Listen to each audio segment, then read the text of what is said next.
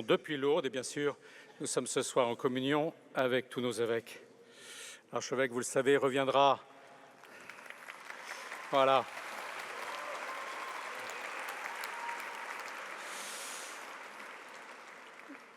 L'archevêque et sans doute quelques autres se dépêcheront pour revenir pour célébrer avec nous la messe ce dimanche à Saint-Sulpice.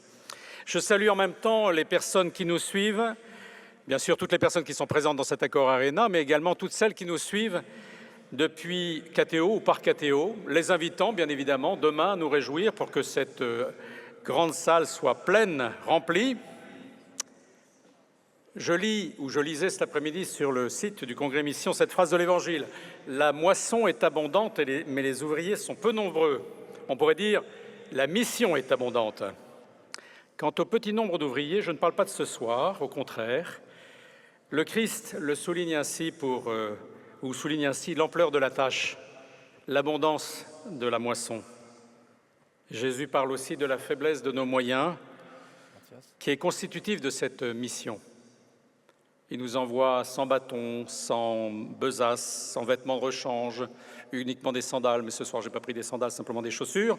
Nous y allons les mains nues pour qu'il soit clair que si le Christ veut se servir de nous, de nos mains, de nos langues, de nos cœurs, c'est lui qui fait tout, qui bouleverse les cœurs et veille sur ce qui est semé et que ce qui est semé puisse porter du fruit en abondance. 10 ans de Congrès Mission et tant de changements, et notamment une participation toujours plus large à toutes les sensibilités, à toutes les manières d'envisager la mission. Point de concurrence entre nous, point de division, comme la communauté de Corinthe a pu en connaître à son origine. Moi, je suis de Pierre, moi, je suis de Paul. C'est un seul Christ qui nous appelle, un seul Christ que nous voulons suivre.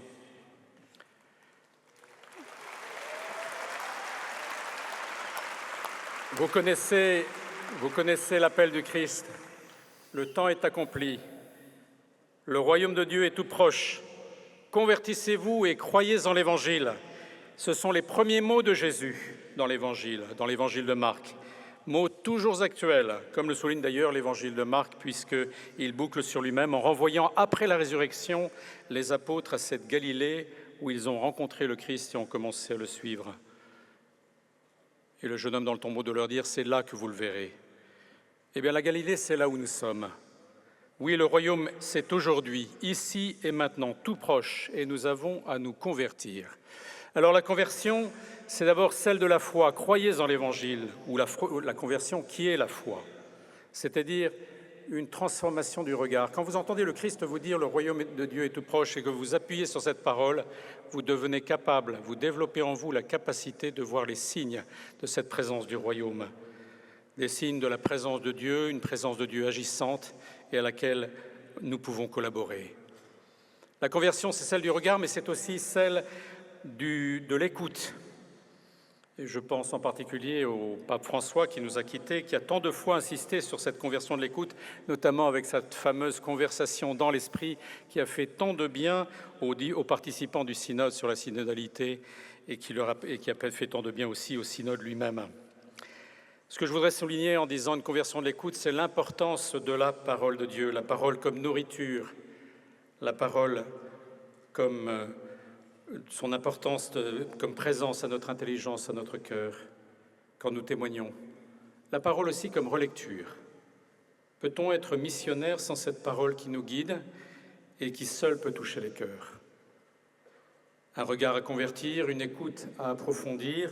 Les yeux et les oreilles, vous le savez, sont ces organes extérieurs que nous pouvons tous voir, mais qui renvoient à une réalité intérieure qui est le cœur, qui est vraiment le lieu de la conversion, là où la parole du Christ nous dit « Allez, priez, témoignez pour que ma joie soit en vous, pour que la paix que je vous invite à proclamer, dites d'abord paix à cette maison, dit-il à ceux qui l'envoient, pour que cette paix trouve des cœurs où s'implanter. » Bon congrès mission à tous.